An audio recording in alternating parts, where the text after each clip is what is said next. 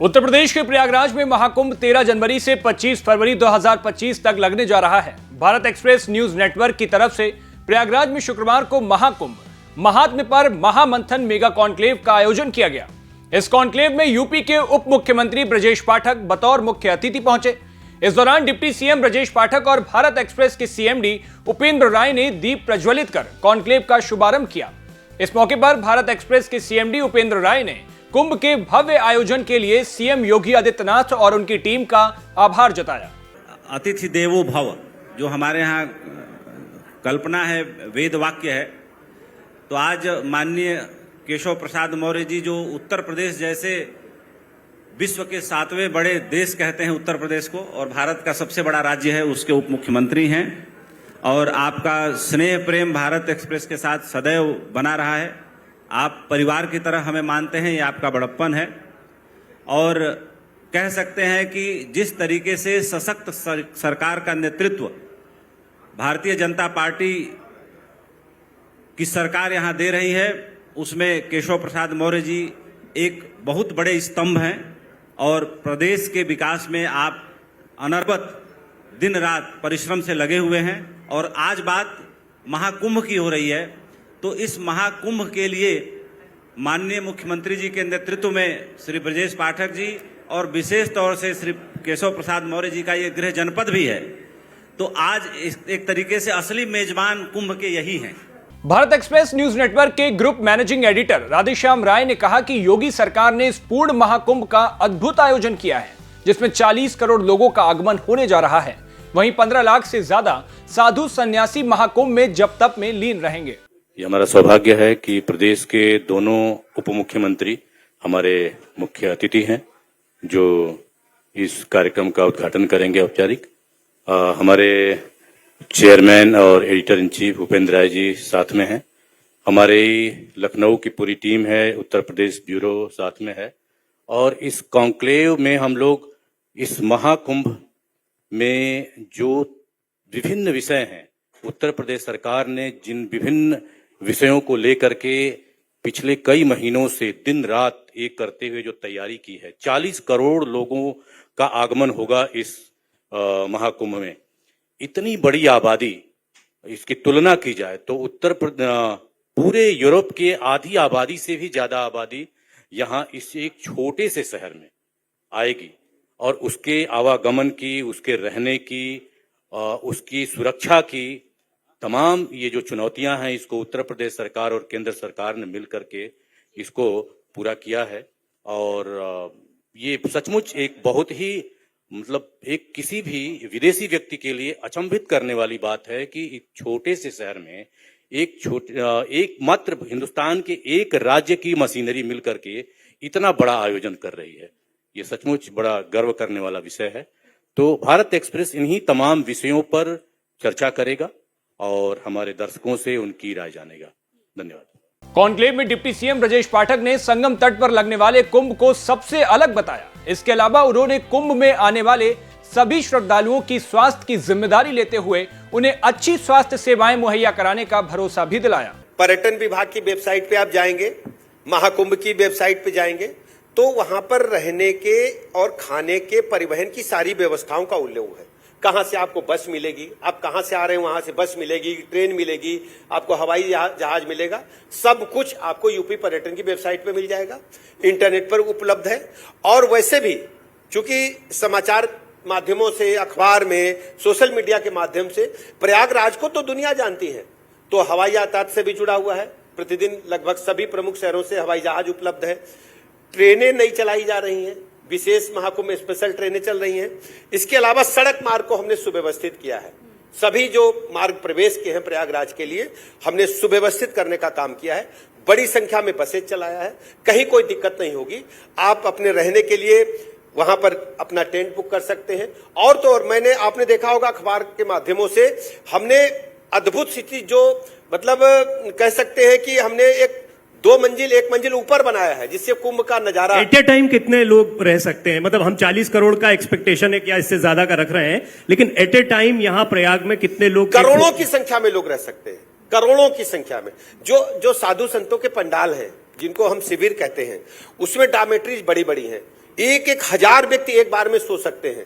और उसके अलावा भोजन के भी व्यापक इंतजाम किए गए हैं। हमारे जो साधु महात्माओं के अखाड़ा परिषद के जो हमारे शिविर लगे वहां पर भोजन उपलब्ध है।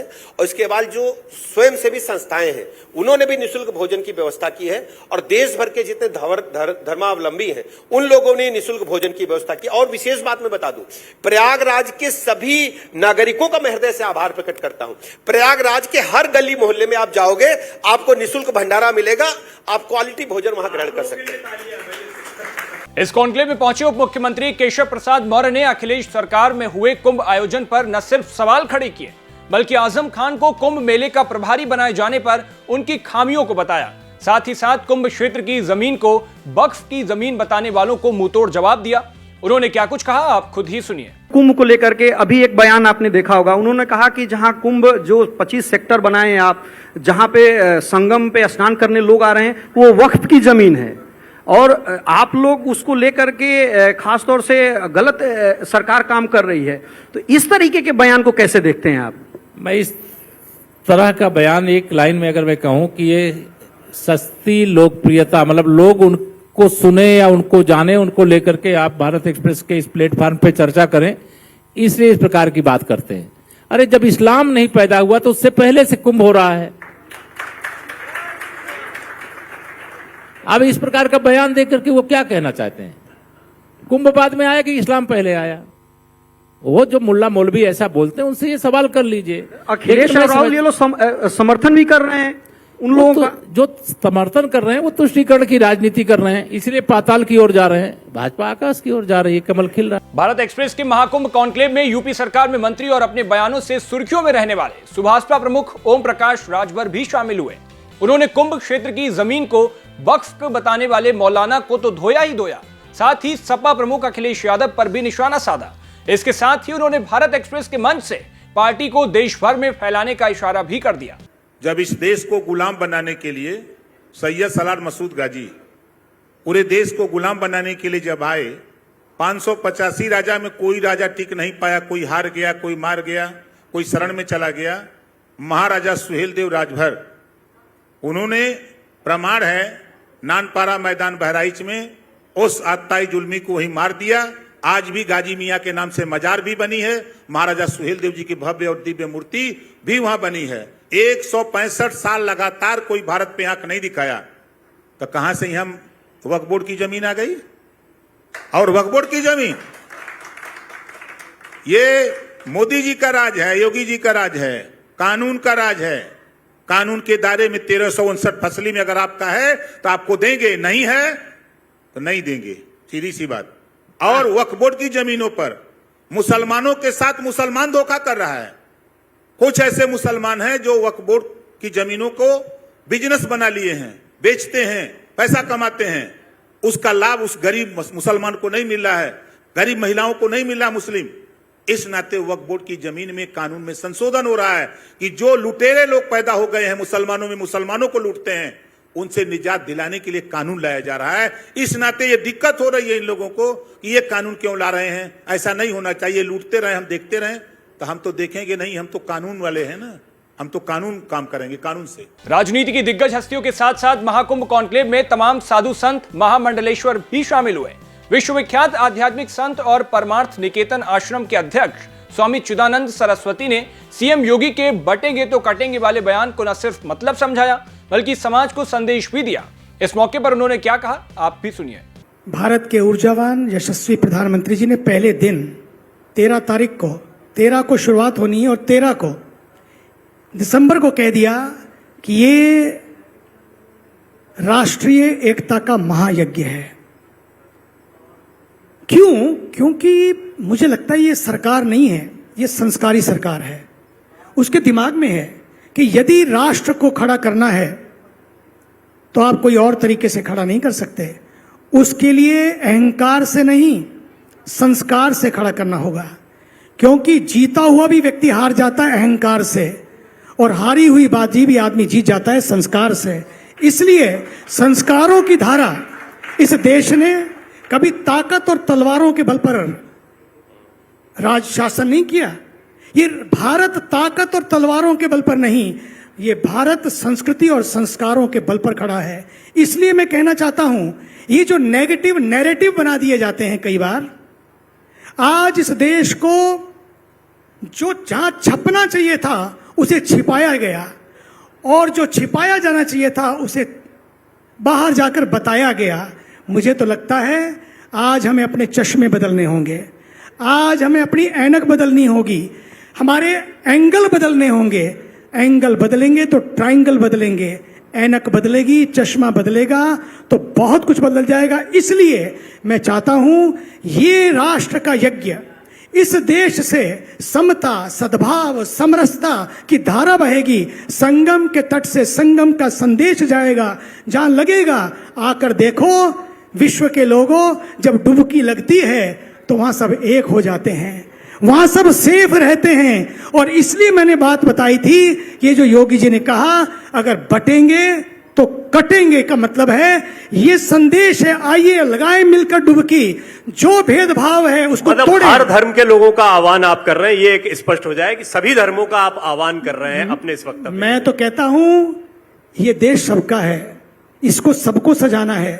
ना शक से, ना शक की नजरों से देखें। हक से क्यों नहीं बात करते हम लोग, शक से क्यों देखते हैं? ना शक से जिए, ना मैं तो लगता है कि शिकायतों में जिए, ना शिकवे करें।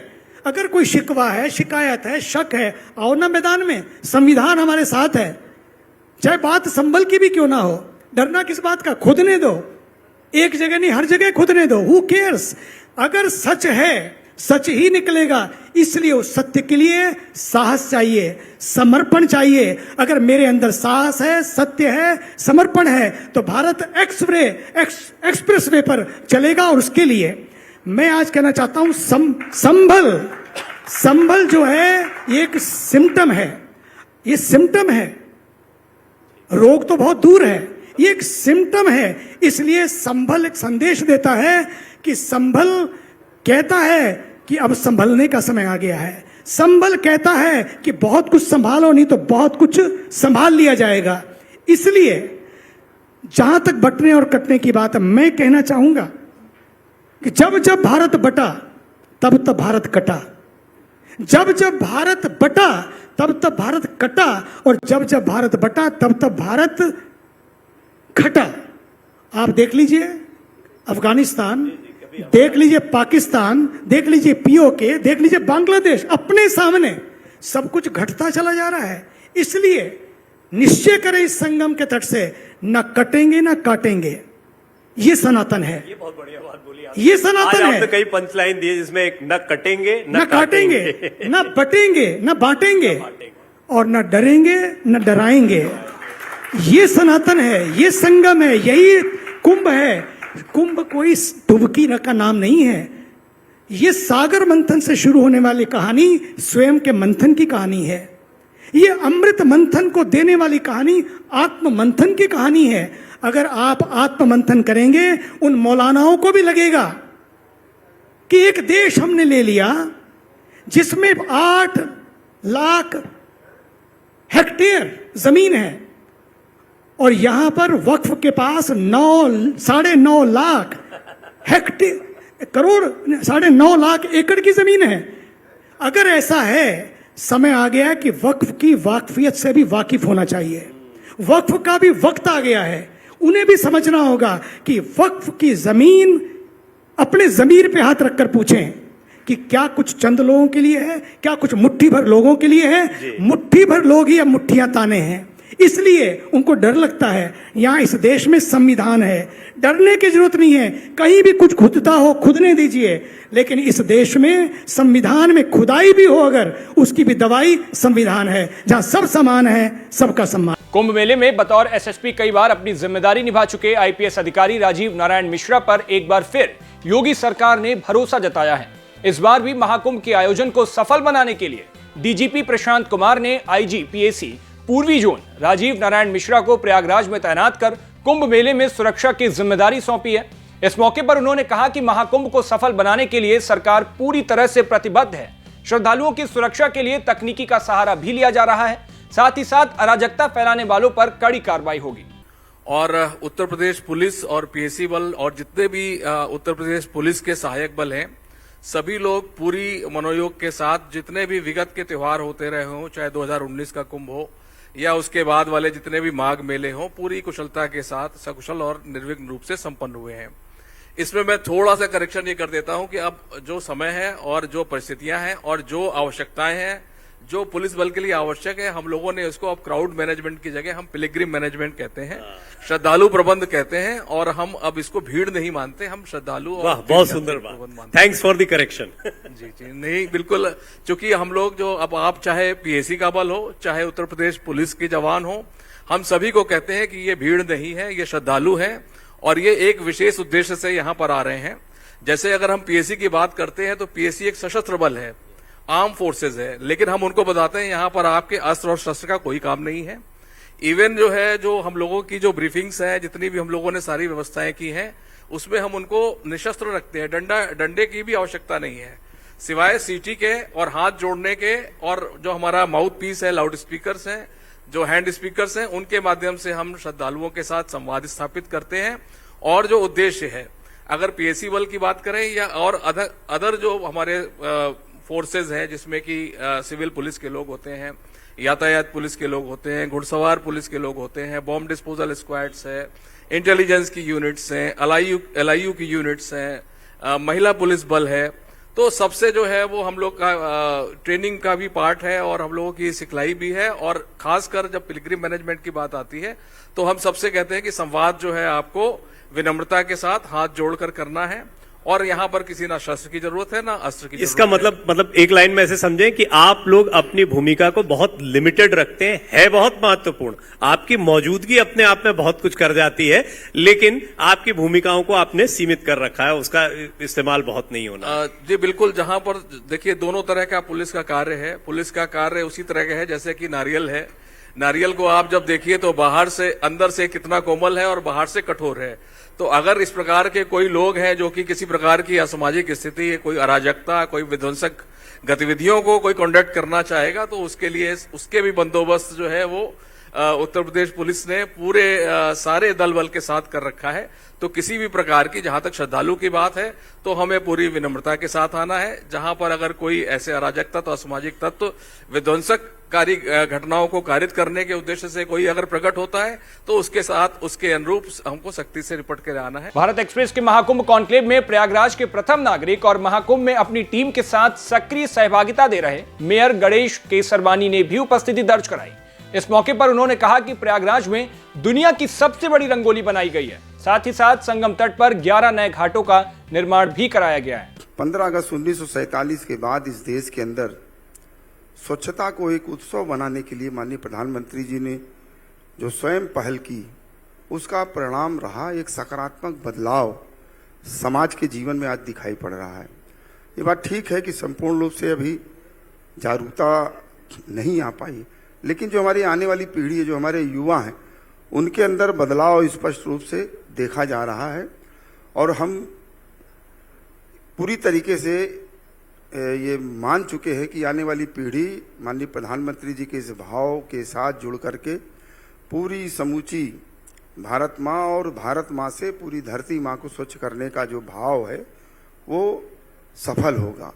और इस महाकुंभ को एक अवसर के रूप में हम लोगों ने ग्रहण किया है और इसलिए स्वच्छता के मर्म से जन जन को जोड़ने के लिए, जहाँ एक तरफ नगर निगम ने अपने संसाधन को बढ़ाने का काम किया, स्वच्छता मित्रों की संख्या बढ़ाने का काम किया, साथ ही साथ समाज का प्रत्येक मन जन इस स्वच्छता के मर्म से जुड़े, इसलिए अनेक नवाचार भी किए।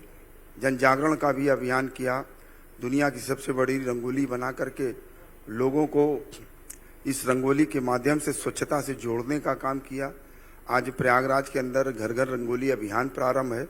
लोग जब सुबह हमारे सफाई मित्र स्वच्छता करके जाते हैं तो अपने समाज का एक भाव ये भी रहा है कि हम कृतज्ञता का भाव रखने वाले लोग हैं।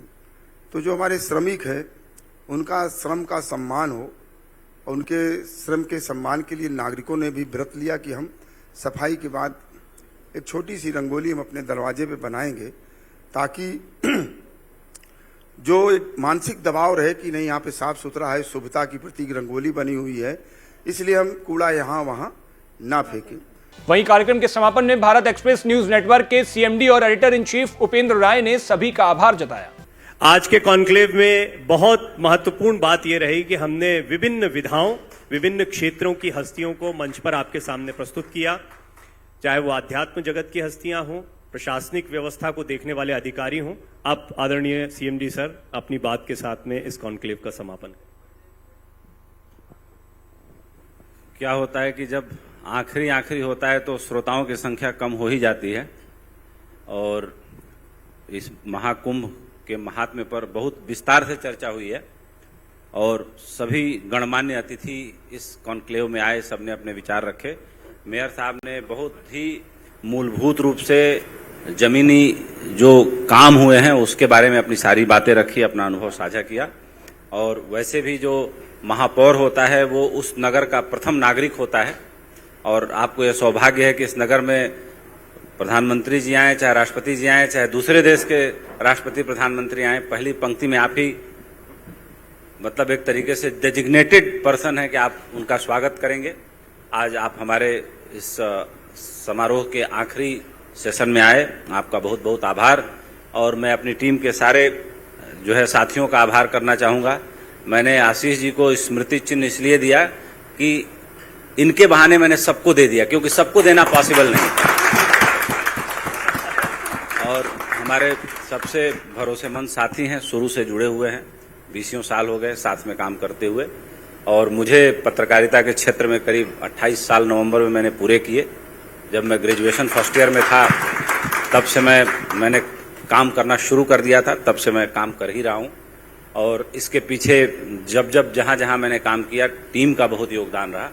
और जय दिन देखता हूँ कि लोगों को इनसे शिकायत, उनसे शिकायत। इस मामले में प्रभु की मेरे ऊपर बड़ी कृपा रही कि मेरे खिलाफ आज तक 28 साल के करियर में कभी किसी ने मेल नहीं लिखा, और मैंने 28 साल के करियर में कभी किसी के खिलाफ एक मैसेज नहीं लिखा। ये जरूर है कि जिम्मेदारी की जगहों पर रहते हुए कभी कभी किसी को दंड देना पड़ता है, किसी को पुरस्कार देना पड़ता है, वो उस कुर्सी का राजधर्म होता है, उसको निभाना पड़ता है। लेकिन मन से न मैंने कभी किसी को दंड दिया, पुरस्कार बहुत दिया है। तो इसलिए जो है मिलजुल के काम करें, आगे बढ़ें। और मैंने अपनी टीम को ये लक्ष्य दिया है कि हर महीने कम से कम 2 कॉन्क्लेव हों। तो एक कॉन्क्लेव का तो रिकॉर्ड बना हुआ है, मुझे लगता है कि इस महीने से दूसरे का भी बन जाएगा। तो इस काम के लिए सबको बहुत बहुत आभार, दिल की गहराइयों से धन्यवाद। ऐसे ही हम सब मिलजुल के काम करते रहें, आगे बढ़ते रहें। और ये पत्रकारों का परिवार है, और इस चैनल को संचालित एक पत्रकार करता है, कोई पूंजीपति नहीं करता। इस भाव को आप लोग हमेशा समझते रहिए। थैंक यू, धन्यवाद।